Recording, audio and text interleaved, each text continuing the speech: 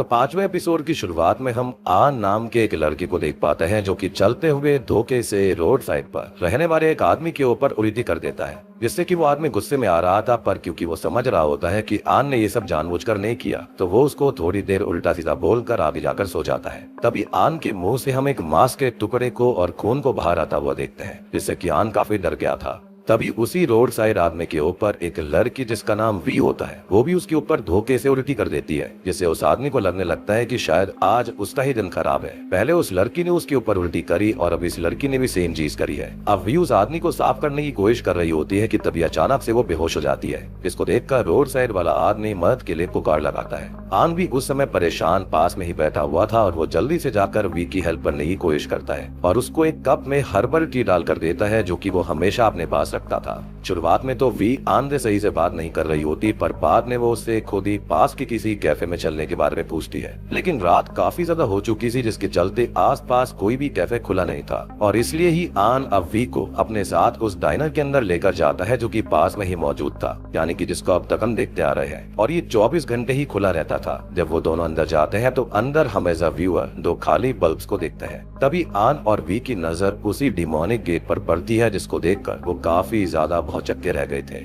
और वो बस उसको खोलने की कोशिश करना चाहते थे। तभी पीछे बारटेंडर आ जाता है और उनको गेट को खोलने की कोशिश करने के लिए कहता है। इवन वो उनको बताता भी है कि उस गेट को एक पिता और उसके बेटे ने 40 साल लगाकर बनाया है, लेकिन कुछ ही समय पहले वो लोग मारे गए। अब आन इस बात से थोड़ा सा डर जाता है और वो वी को उस गेट को खोलने से मना कर देता है। तभी वी जो होती है वो खाने के लिए बारटेंडर से पॉरिज मांगती है और बारटेंडर उनके लिए पिजन पॉरिज बनाकर लाता है, जो कि उस कंट्री में नॉर्मल है और ये कोई खास डिश नहीं थी। लेकिन वी को ये पॉरिज खाकर काफी अच्छा लगता है और उसने आन से ये भी कह दिया था कि जब भी वो कभी दोबारा बेहोश हो जाए तो आन उसको इसी जगह पर पॉरिज खिलाने लेकर आए, यानी कि इनडायरेक्टली वो उसको डेट्स के लिए पूछ रही थी, यानी कि आने वाले डेट्स के बारे में। तब वो दोनों काफी देर तक बातें करते रहते हैं और एक दूसरे को पसंद भी करने लगते हैं। बारटेंडर को भी ये देखकर काफी अच्छा लग रहा होता है और क्योंकि उस समय दोनों ने नंबर्स भी एक्सचेंज कर लिए थे, जिसके चलते वो दोनों ज्यादा से ज्यादा समय साथ में बिताने लगते हैं। अब रात में वी अपना बारटेंडर का काम खत्म करके आन के पास जाती है और वो लेट नाइट तक मजे करते हुए बिना किसी टेंशन में घूमते रहते हैं। अब एक दिन वो दोनों ही डाइनर के पास वाले ब्रिज पर लेटे होते हैं। तब वी आन को अपने टैटू दिखा रही होती है और वो बताती है कि उसका फेवरेट टैटू लोटस का है, क्योंकि वो कीचड़ में भी अच्छा लगता है। इसके बाद में आन वी के लिए गाना गाने लगता है और अब रोज ऐसा ही चलने लग गया था।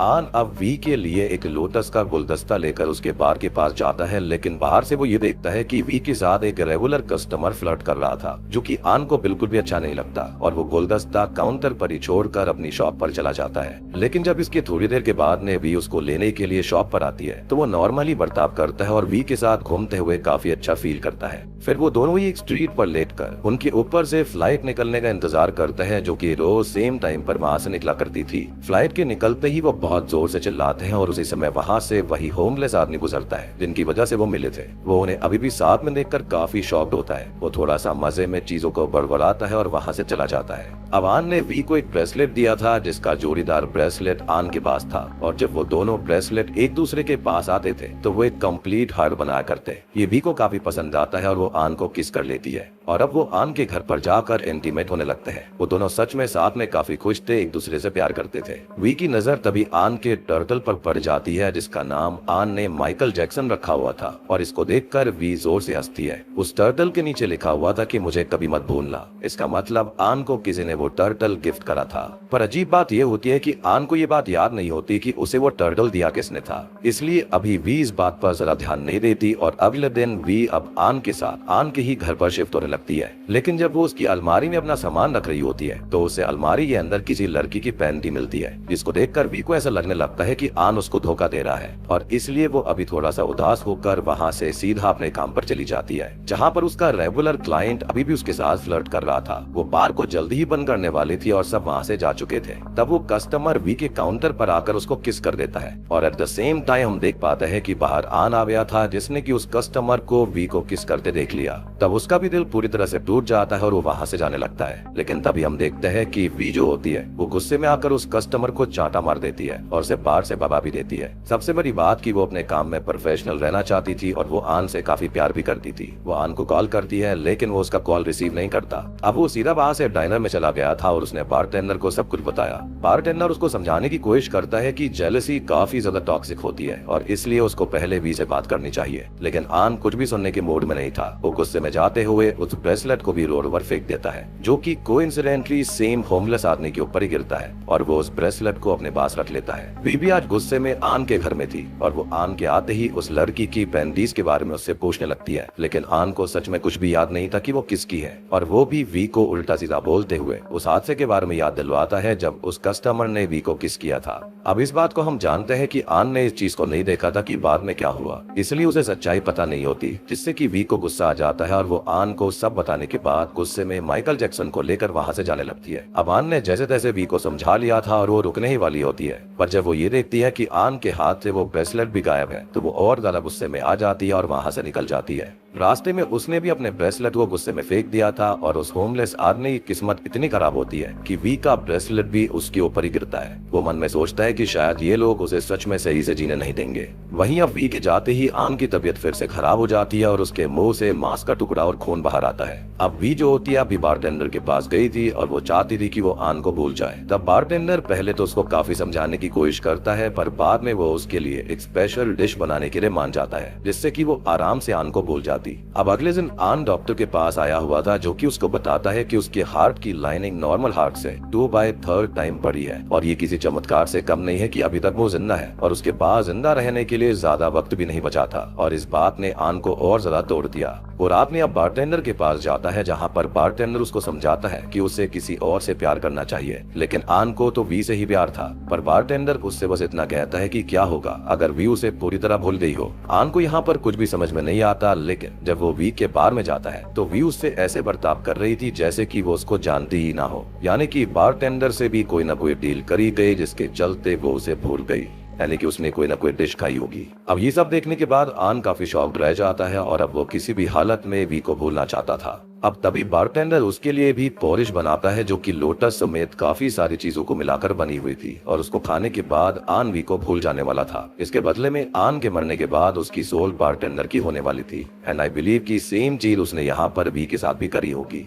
आन इस पर मान जाता है और पोरिश के खाते ही वो वी को पूरी तरह से भूल गया था। इवन उसी बारटेंडर के पास माइकल जैक्सन भी था, जिसको वी वहाँ पर छोड़ गई थी। अब बारटेंडर इस बारे में आन को बताता तो है, लेकिन वो उसको वी का नाम मेंशन नहीं करता, जिस पर आन वहाँ से माइकल जैक्सन लेकर गया था और उसने जाते हुए बारटेंडर से कहा था कि अगर वो लड़की दोबारा डाइनर में आएगी तो बारटेंडर उसको आन का नंबर दे दे ताकि वो अपना टर्टल वापस ले जाए। तो अब आपको समझ में आया होगा कि आखिरकार इसके पास में ये टर्टल आया कैसे। आई बिलीव कि ये पहली बार नहीं था जब ये दोनों एक दूसरे को भूल जा रहे थे। हो सकता है कि ये पहले भी चीज हो चुकी होगी, विच एक्सप्लेन्स कि वो टर्टल वहाँ पर क्यों था और उस पर क्यों लिखा हुआ था कि मुझे कभी मत भूलना। माइट भी ये चीज पहले ही हुई थी, इसलिए शायद से ये गिफ्ट किसी और ने नहीं बल्कि वी ने ही आन को दिया होगा और वहाँ पर लिखवाया भी गया होगा कि मुझे मत भूलना। साथ ही साथ वो पैंतीस भी किसी और की नहीं बल्कि वो भी वी की ही होंगी। और हो सकता है कि कुछ बातें दोनों को अभी भी याद नहीं आ रही थी, लेकिन दरवाजा छूने के बाद में उनको सारी बातें याद आ गई।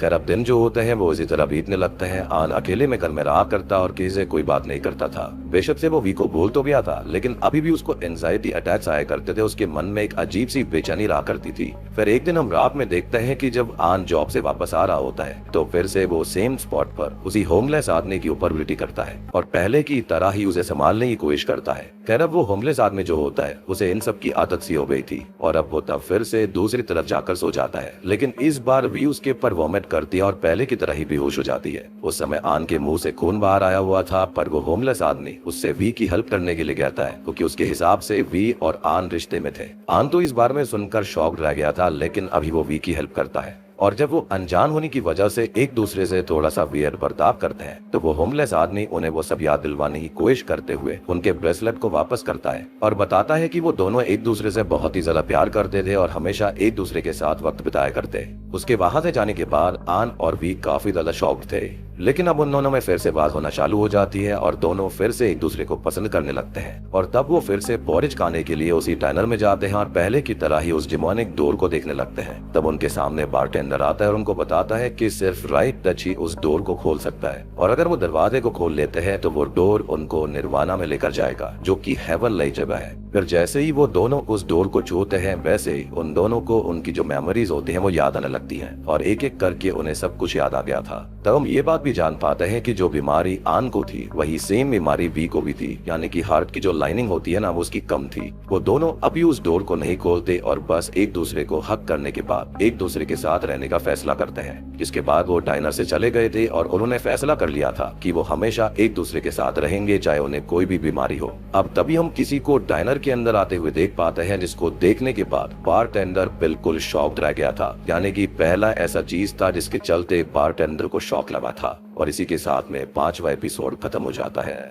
तो अब हम आ चुके हैं फाइनली इस सीरीज के अंत में, यानी कि एपिसोड 6 पर, जहां पर हमें ढेर सारे राज पता लगेंगे। तो छठे एपिसोड की शुरुआत में बारटेंडर हमें उस गेट के बारे में बताता है कि उसके बीच में जो व्हील लगा हुआ है उसको व्हील ऑफ समसैरा कहा जाता है, जो कि 6 अलग अलग रेल्म्स को प्रेजेंट करता है, जैसे कि celestial realm, demigod realm, hungry ghost realm, realm of hell, animal realm और ह्यूमन रेल्म। और ऐसे ही 5 सेंस भी होते थे जो कि इंसानों के रिपीट करने पर उन्हें जन्म के जाल में फंसा कर रखा करते। लेकिन अगर कोई इंसान इन सेंस को नहीं करेगा तो वो निर्वाणा जा सकता है, यानी कि हेवन में जा सकता है। और वो सेंस असल में है लालच, गुस्सा, भ्रम, अभिमान और शक। अब एक बार सभी एपिसोड्स को अगर ध्यान से सोचा जाए तो पहले एपिसोड में लुआन के लालच की वजह से सब कुछ खराब हो गया था, दूसरे में टुएट के अभिमान की वजह से हुआ, तीसरे में मिन के पिता के गुस्से की वजह से, और चौथे एपिसोड में हमने देखा कि जो थम था वो कितना डिल्यूजनल हो गया था। उसको ये लगता था कि वो अपनी माँ को बचा सकता है, लेकिन रियल में ऐसा नहीं हो सकता। 5वें के अंदर हमने देखा कि शक की वजह से कितना बर्बाद हुआ था। इवन हमें अभी आन और वी की डेड बॉडी भी दिखाई जाती है जिनकी बीमारी की वजह से मौत हो गई थी और उनके हाथ में मौजूद ब्रेसलेट चिपक कर हार्ट बना रहे थे। एटलीस्ट चलो यहाँ पर वो साथ तो थे। खैर अभी बारटेंडर हमको बताता है कि इन सब के अलावा एक और सीन ऐसा होता है जो कि तुमको सीधा नर्क में भेज सकता है, और वो सीन था कि अगर तुम अपने बच्चे या फिर अपने माता पिता की जान ले लो। और बारटेंडर ने असल में ये दोनों ही पाप किए थे। और अब हमको यहाँ पर पता चलेगा कि आखिर ये बारटेंडर है कौन और यहाँ पर ये फंसा क्यों हुआ था। कई लोग ये भी कह रहे थे कि जहाँ से कस्टमर्स डाइनर में आते हैं वो वहाँ से क्यों नहीं भाग जाता, तो इसका रीजन भी हमें अब पता चलेगा। असल में इस बारटेंडर का नाम हुई है और इसके साथ ही कहानी यहाँ से पास्ट में चली जाती है। असल में जब हुई पैदा हुआ था तो उसकी माँ खत्म हो गई थी और उसके पिता वैन ह्यू असल में एक नॉर्मल कारपेंटर होते हैं और उन्होंने एज अ सिंगल पेरेंट ही हुई का बहुत अच्छे से ध्यान रखा। वैन ह्यू अपने काम को तो सही से करते थे, साथ ही साथ वो हुई के भी बड़े होते होते उसको कारपेंटर का काम सही से सिखा रहे थे। और यहाँ पर एक बात ये होती है कि वो हुई के बड़े होते होते उसके साथ ही उस डिमोनिक डोर को भी बना रहे होते हैं, जो कि प्रेजेंट टाइम के अंदर उस डाइनर के अंदर लगा हुआ था। धीरे धीरे अब हुई और बड़ा हो जाता है और बीच बीच में वैन उसको लेकर उस डाइनर में जाते रहते थे, लेकिन वो हुई को कभी भी डाइनर के अंदर नहीं लेकर जाते, उसे बाहर ही छोड़ दिया करते थे।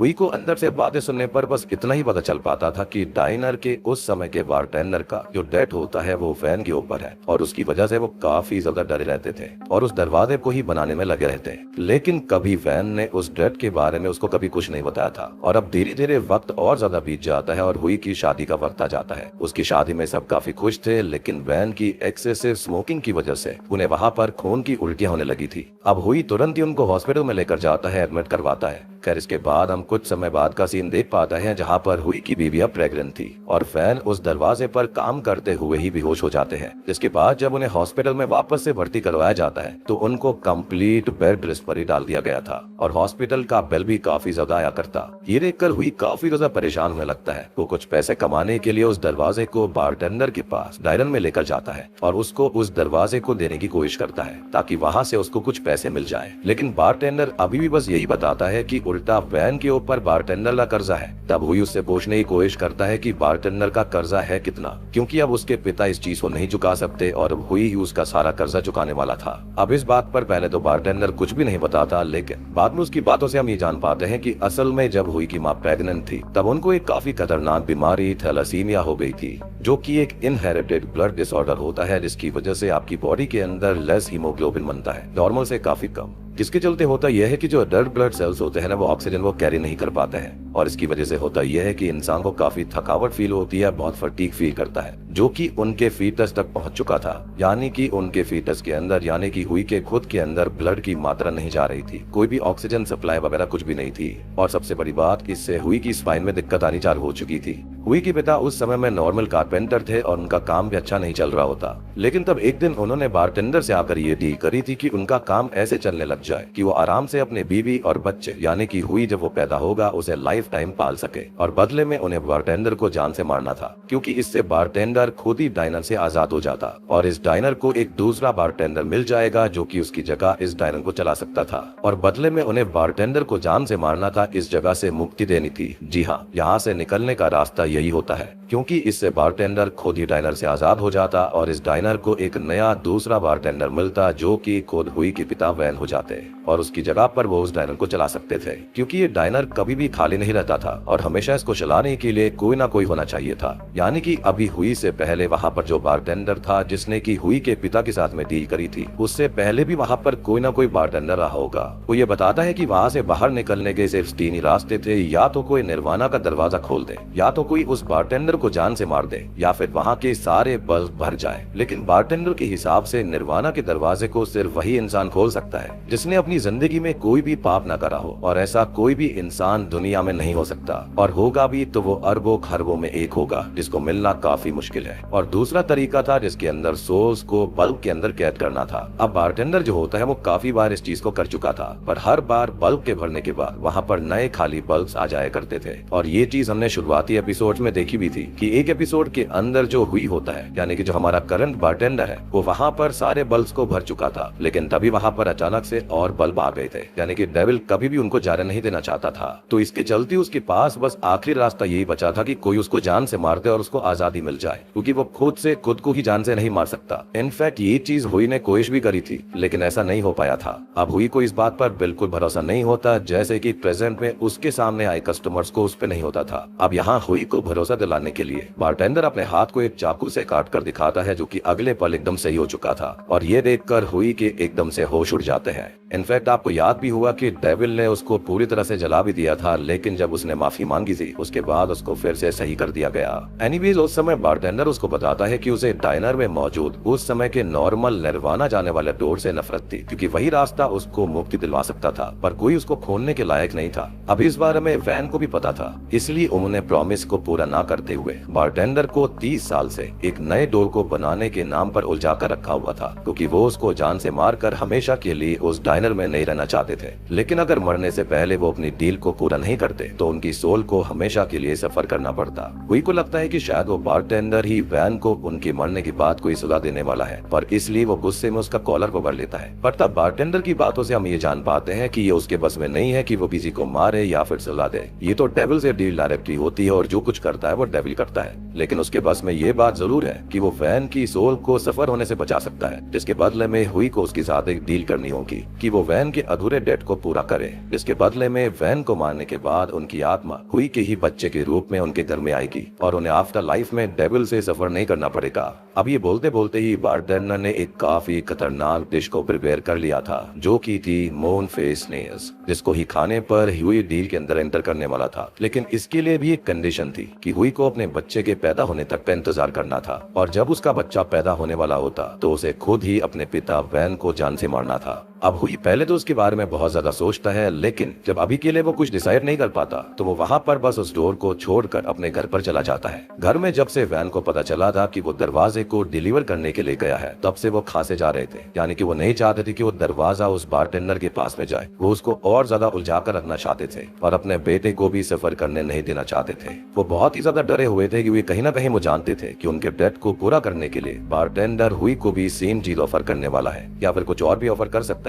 तब हुई उन्हें संभालने की कोशिश करता है और वैन अपनी ऑक्सीजन बंद करने की कोशिश कर रहे थे ताकि वो सिंपली खुद खत्म हो जाए। वो यहाँ पर खुद सफर करने के लिए रेडी थे, लेकिन वो अपने बेटे, बहू और बच्चे को सफर करने देना नहीं चाहते थे। अब हुई तब उन्हें ऐसा करने से ही रोक रहा होता है कि तभी उसकी बीवी को लेबर पेन होना चालू हो जाता है और उसका वाटर ब्रेकआउट भी हो गया था। उसकी बीवी और उसके पिता दोनों ही डर से चिल्ला रहे होते हैं और हुई को समझ में नहीं आ रहा होता कि उसको करना क्या चाहिए और पहले वो किसको बचाए। वो सबसे पहले तो अपनी बीवी को हॉस्पिटल लेकर जाता है, जहाँ पर 18 घंटे घंटे बीत जाने के बाद भी उसकी डिलीवरी नहीं हो पाती, तब डॉक्टर हुई को बताता है कि या तो वो अपनी बीवी को बचा सकता है या फिर अपने बच्चे को, क्योंकि अगर वो ज्यादा समय तक इंतजार करेंगे तो हुई दोनों को ही खो देगा। वो इस बात से बहुत परेशान हो जाता है। वो किसी भी हाल में दोनों को बचाना चाहता था, और अब क्योंकि उसके पास कोई और रास्ता नहीं होता, इसलिए सीधा वो उस डाइनर में चला जाता है। एंड आई बिलीव कि ये सब डेविल ही कर रहा था ताकि हुई डील को पूरा करे, जहाँ पर वो बारटेंडर से पूछता है कि क्या वो अपने बच्चे को बड़ा होते हुए देख पाएगा, और उसे ये कैसे पता चलेगा कि वैन की सोल सच में सफर नहीं कर रही है। जिस पर बारटेंडर उसको रिप्लाई करता है कि वैन ने डोर के नाम पर उसे 30 साल इंतजार करवाया,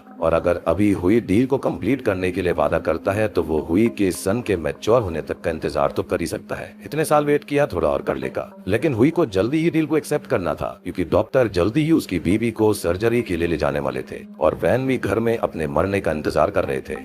अब देखो, उस डिश को खाने के बाद जल्दी से सबसे पहले तो हुई को अपने पिता वैन को मारना था, और बाद में जब उसका बेटा बड़ा हो जाता तब उसको आकर बारटेंडर को भी जान से मारना था ताकि उसकी डील पूरी हो सके। हुई के पास कोई और रास्ता नहीं होता, इसलिए वो इस डील को एक्सेप्ट कर लेता है, और स्नेल को खाने के बाद वो वैन के ग्लूकोज में एक जहर का इंजेक्शन डालता है, जिससे कि उसके पिता की मौत उसी समय हो जाती है जब उसका बेटा पैदा होता है। उस समय हुई को वैन के साथ बिताए हर पल याद आते हैं, और वो अपने पिता की मौत से वहाँ पर जोर जोर से रोने लगता है। कुछ ही समय के बाद में हुई के बेटे को दिखाया जाता है, जो कि एकदम सही था, और हुई की वाइफ भी बिल्कुल सही होती है, और हुई ने अपने बेटे का नाम अपने पिता वैन ह्यू के नाम से ही रखा था, यानी कि उसका नाम ह्यू होता है। अब ह्यू धीरे धीरे बड़ा होने लगता है, और उसको भी बार बार खांसी होती रहती थी, जिसकी वजह से वो काफी ज्यादा परेशान रहा करता, और अपने अंतिम समय में उसके पिता को भी ऐसे ही खांसी हुआ करती थी। अब हुई अभी खुद भी उस डोर को और सही से बनाने में लगा हुआ था। इवन उसे वक्त के साथ भरोसा हो जाता है कि सच में उसके बेटे के अंदर उसके पिता की सोल मौजूद है, और वो डेविल के पास नहीं गई है। अब तब अचानक से एक दिन ह्यू को सोते सोते अपने ग्रैंडपा वैन की आवाज आने लगती है, जो कि उसको चिल्ला चिल्ला कर कह रहे थे कि वो उन्हें उसके अंदर से बाहर निकाले। वो उसको बता रहे होते हैं कि उसके पिता हुई ने उसको उसके अंदर बंद कर दिया है, उनकी सोल को कैद कर दिया है,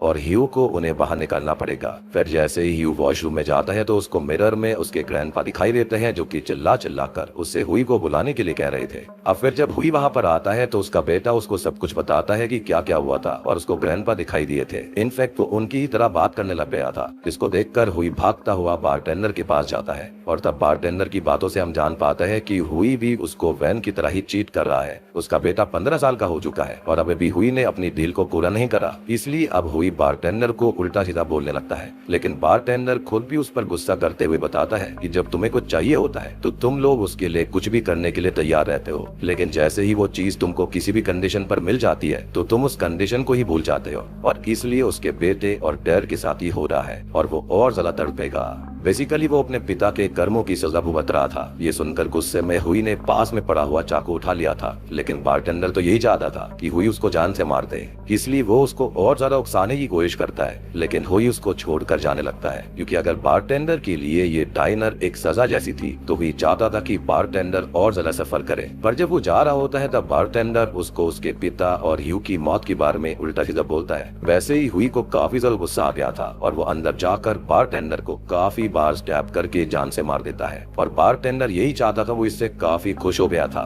यानी कि अब उसको मुक्ति मिल जाती। वो मरते हुए हुई से कहता है कि तुम्हारा कर्मा तुम्हें सलाह देने के लिए आ रहा है, और इतना बोलते हुए वो हंसते हुए मारा जाता है। तब अचानक से डाइनर में अंधेरा हो गया था, और जब वहाँ पर फिर से उजाला होता है तब तक हुई ने जो दरवाजा बनाया था वो अब उस पुराने निर्वाणा डोर पर लग चुका था, और अब उस बारटेंडर की बॉडी वहाँ से गायब हो जाती है, और तब हुई काफी बार भागकर उस डाइनर से बाहर निकलने की कोशिश करता है। हमारे काफी काबिल सब्सक्राइबर्स यही कह रहे थे कि वो डोर से भाग क्यों नहीं जाता जहाँ से कस्टमर्स आते थे, तो इसका जवाब यही था। वो वहाँ पर डेविल की पावर्स के चलते एक लूप के अंदर फंस जाता है। वो उस डाइनर का नया बारटेंडर बन गया था, क्योंकि जब भी वो डाइनर के गेट से बाहर आता तो वो फिर से वापस डाइनर के अंदर ही आ जाया करता था, इसलिए वो बहुत जोर से चिल्लाता है। इसके साथ ही अब कहानी वापस से प्रेजेंट टाइम में आ जाती है, जहाँ पर हमने पिछले एपिसोड में डाइनर के अंदर किसी को आते हुए देखा था, और आपको यहाँ पर बहुत बड़ा धक्का लगने वाला है। ये लेरी कोई और नहीं बल्कि सेकंड एपिसोड के अंदर डुआन की माँ डुएट होती है। जी हाँ, अब टुएट अपने बेटे टुआन की मौत की वजह से काफी टूट गई थी।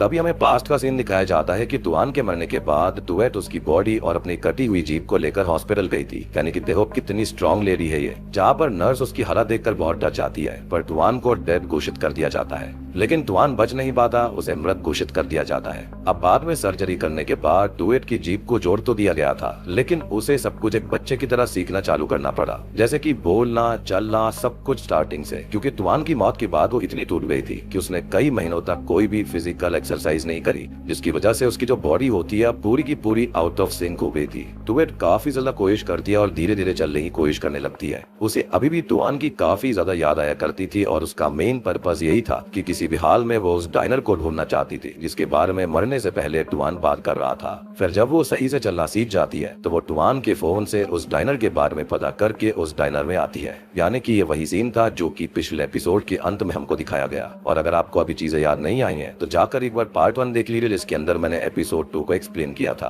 ताकि आप इसको डिटेल में समझ पाओगे। खैर अब यहाँ की हालत देखकर वो काफी शॉक्ड हो गई थी। वो तब उस डिमोनिक डोर के पास जाती है। उसके पास जाते ही वहाँ पर लगे हुए सारे बल्ब जो होते हैं वो जगमगाने लग गए थे, जिससे कि हुई भी समझ जाता है कि टुएट सच में एक स्पेशल गेस्ट है। वो उसको उस डोर के बारे में बताता है और उसको खोलने की रिक्वेस्ट करता है, लेकिन टुएट हुई को टुआन की फोटो दिखाकर उसके बारे में पूछती है और इशारों से उससे टुआन को जिंदा करने के लिए कहती है। तब हुई उसको बताता है कि ये नहीं हो सकता, वो बस लोगों की कुछ डिजायर्स को पूरा करता है, लेकिन उनको जिंदा नहीं कर सकता, और इन सब के बदले में उन्हें अपनी सोल की डील करनी पड़ती है। इवन वो उसको समझाने की कोशिश करता है कि उसने टुआन को नहीं मारा है, टुआन को उसकी ही बेकार डिजायर ने मारा था। सबसे बड़ी बात कि उसने टुआन को रोका भी था, लेकिन वो रुका नहीं। तब वो टुएट को भी एक ऐसी डील देने वाला था जो कि आज तक उसने किसी को भी नहीं दी थी। अब वो उसके लिए अंदर से जाकर बिटर मेलन लीव्स को लेकर आता है, जिसको अगर टुएट खा लेती है तो उसको उसके दर्द से छुटकारा मिल जाएगा और उसकी आवाज भी वापस आ जाएगी। इवन उसकी एक विश भी पूरी होती। वैसे तो टुएट चाहती थी कि वो हुई को जान से मार दे, लेकिन अभी हुई उसको बताता है कि चॉइस उसके ऊपर है। या तो वो रिवेंज ले सकती है, जिसकी कोई भी जरूरत है नहीं, लेकिन उसके बाद उसको काफी ज्यादा भुगतना पड़ेगा, या तो वो सिंपली लीव्स को खाने के बाद में निर्वाणा जाने की विश कर सकती है, जिससे कि उसकी सोल बच जाएगी। और फॉरगिवनेस ही निर्वाणा के दरवाजे को ओपन करने की एक मात्र चाबी है, जो कि हमको भगवान श्री कृष्ण ने पहले बता भी रखा है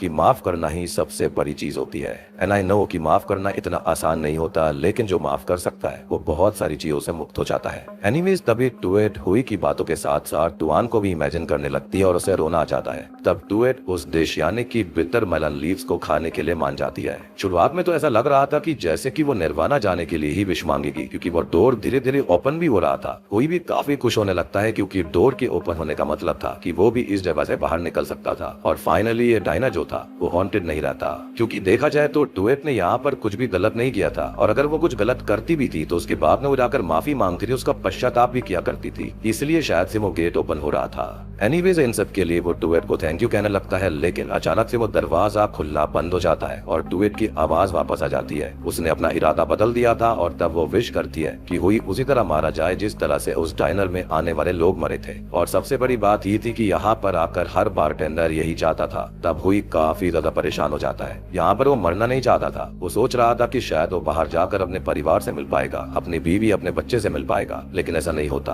और वो टुएट को बताता है कि उसने बहुत गलत विश करी है। तभी अचानक से डाइनर में सब कुछ हिलने लग चुका था। अब हुई के हाथ पर उसी तरह से कट आता है जैसे कि लुआन ने पहले एपिसोड में अपने हाथ पर लगाया था। उसके बाद उसके गले पर वैसे ही नाइफ का निशान आ जाता है जैसा कि मिन के फादर के गले पर हुई को मारने की कोशिश करते वक्त आया था। इवन जैसा थम की मॉम का एक्सीडेंट हुआ था वैसा ही दर्द हुई को फील हो रहा था, जिससे कि वो अचानक तड़पने लगता है। इतने में ही उसके मुंह से मांस का टुकड़ा और खून निकलता है, जो कि वी और आन के साथ हुआ था। अब ये कम नहीं होता कि तभी उसके पेट पर वैसा ही बड़ा सा उस तरह से काटने का निशान बन गया था जैसा कि लुआन से गलती से उसने नी को मारते हुए करा था। और अब एट लास्ट उसको टुआन के फ्लोर से गिरने का भी दर्द महसूस होता है, जिससे कि हुई की हालत सच में खराब हो गई थी और डाइनर के अंदर लगे हुए सारे बल्ब फट जाते हैं, जिन्हें देखकर अब हुई टुएट से हंसते हुए कहता है कि उसके कर्म उसको सजा देने के लिए आ रहे हैं। जिसके साथ ही अब हुई की मौत हो जाती है और डाइनर के अंदर अंधेरा हो जाता है। टुएट अब खुद ही उस डाइनर में फंस गई थी और वो जितनी बार ही बाहर निकलने की कोशिश करती उतना वो डाइनर के अंदर आ जाती, जिससे कि वो बहुत ज्यादा शॉक्ड होती है। यानी कि अब वो इस डाइनर की नई बारटेंडर बन जाती है और तभी वो उस दरवाजे को देखने लगती है और इंतजार करने लगती है कि कब कोई वहाँ पर आएगा जिसके चलते वो उसे खोल दे ताकि उसकी मुक्ति का मार्ग उसे मिल जाएगा। और अगर आपने देखा हो एंड के अंदर उसने रिवेंज को चुना था जिसके चलते उसने भी एक पाप कर दिया। इसी किताब में डेविल्स डाइनर सीरीज यहीं पर खत्म हो जाती है। तो दोस्तों ये थी डेविल्स डाइनर सीरीज की कहानी। उम्मीद करता हूँ कि आपको पसंद आई होगी। यहाँ पर हमारे हिंदू कल्चर और बुद्धिज्म को दिखाया गया है, जहाँ पर हमको बताया गया है संसारा व्हील के बारे में, जिसको भव चक्र या फिर व्हील ऑफ लाइफ भी कहा जाता है, जो कि एक विजुअल रिप्रेजेंटेशन होती है साइकिल ऑफ बर्थ की, डेथ की और रीबर्थ की। अब देखो ये व्हील क्या क्या रिप्रेजेंट करता है। तो व्हील ऑफ संसारा जो होता है वो असल में साइकिल ऑफ एग्जिस्टेंस को, cycle of birth, death, rebirth को रिप्रेजेंट करता है। साथ ही साथ टीचिंग ऑफ कर्मा को भी रिप्रेजेंट करता है, या फिर ये अलग अलग टाइप के जहर को यानी कि सेंस को भी रिप्रेजेंट करता है, जो कि हम हर एक एपिसोड के अंदर अब तक देखते आए हैं, जिसके बारे में मैंने आपको ऑलरेडी बता दिया।